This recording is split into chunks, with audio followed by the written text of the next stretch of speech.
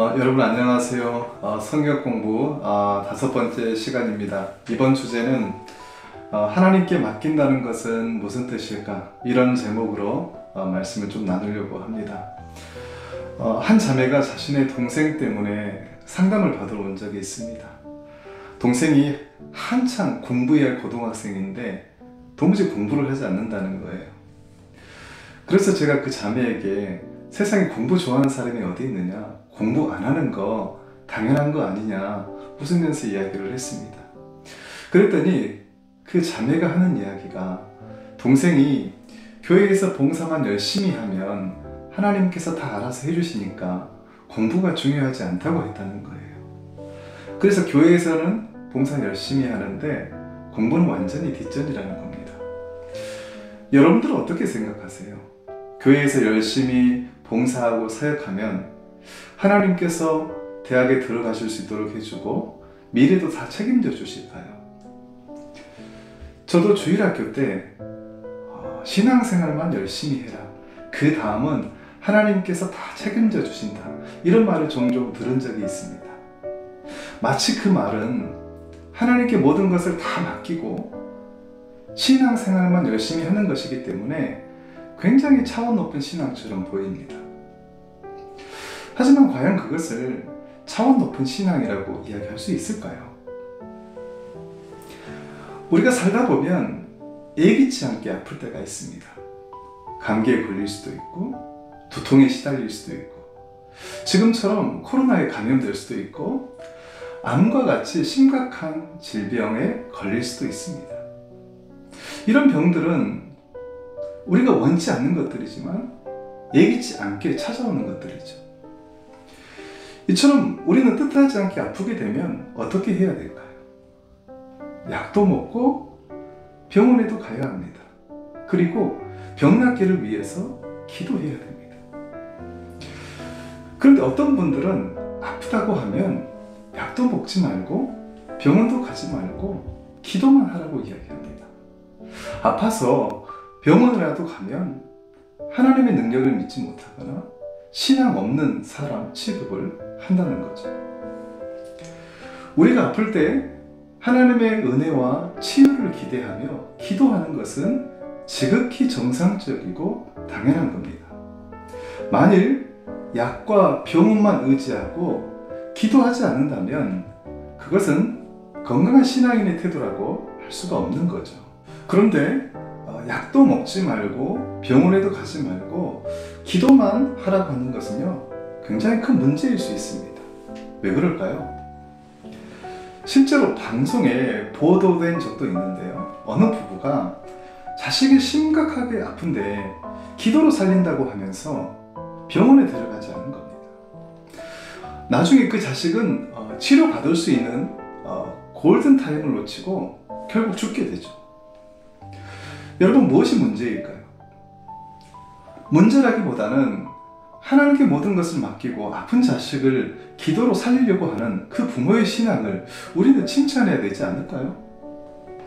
제가 서두에서 한 자매의 상담 이야기를 했는데요, 어떤 학생들은 시험을 앞두고 공부도 하지 않고 기도만 하는 학생들이 있습니다. 어떤 사람들은 자신에게 문제가 있는데 그 문제를 해결하려고 노력하지는 않고 하나님께 문제를 해결해 달라고 날마다 기도만 하는 사람도 있습니다. 어떤 부부는 서로 갈등이 있고 다툼이 있는데 그것을 해결하기 위해서 노력하지 않고 모든 것을 하나님께서 다 해결해 주시겠지라고 하면서 기다리기만 하는 부부도 있습니다.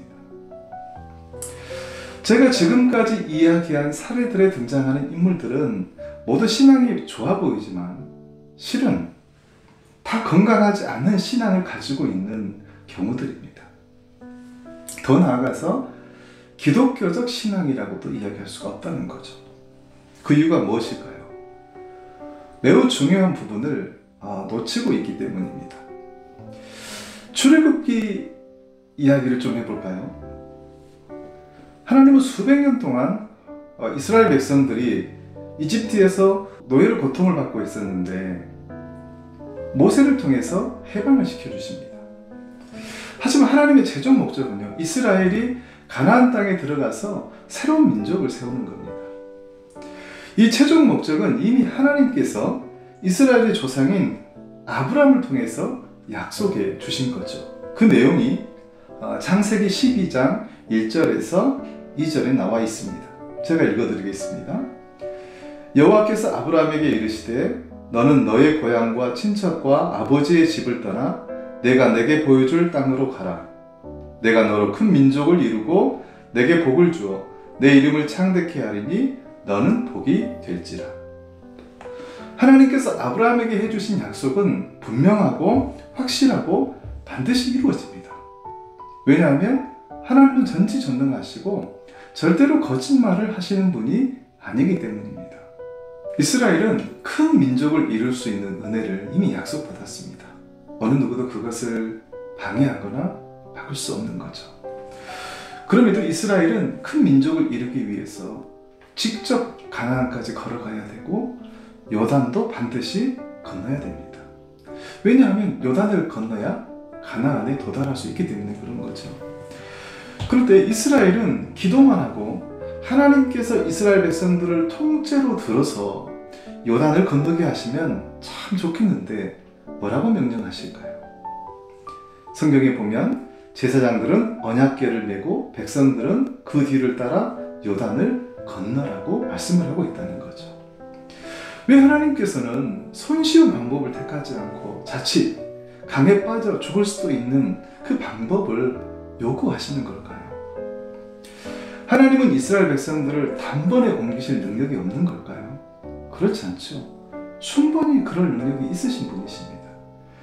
온 세상을 창조하시고 다스리시는 분이 그것 하나 못하겠습니까? 그럼에도 하나님은 이스라엘 백성들에게 직접 요단을 건너라고 말씀하세요. 그 이유가 무엇일까요? 하나님께서 하실 일이 있고 우리가 해야 할 몫이 있기 때문입니다. 하나님이 가나안을 약속해도 우리가 직접 요단을 건너 가나안에 가야 하는 거죠.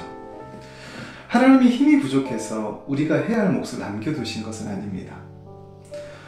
하나님이 우리가 해야 할 일을 남겨두신 이유가 분명히 있습니다. 요단을 건너는 모든 과정을 통해서 믿음이 무엇인지 배우고 용기와 담대함을 쌓아가고 강바닥을 걸으면서 믿음의 발자국도 깊숙이 남기며 성장하기 원하시기 때문입니다. 그래서 우리가 해야 할 일, 우리가 감당할 몫을 하나님께서 남겨두시는 거죠. 그런데 우리가 해야 할 몫이 있는데 그것을 감당하지 않고 모든 것을 하나님께 떠넘기려 한다면 그것은 신앙이 건강하지 못하다는 증거입니다. 건강한 신앙은 하나님께서 우리에게 가나안을 약속해도 우리가 직접 요단을 건너가는 것이죠.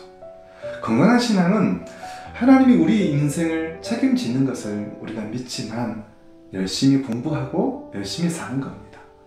건강한 신앙은 우리가 하나님의 도우심을 구하면서도 사랑하는 남편에게, 사랑하는 아내에게 화해의 손을 내미는 겁니다.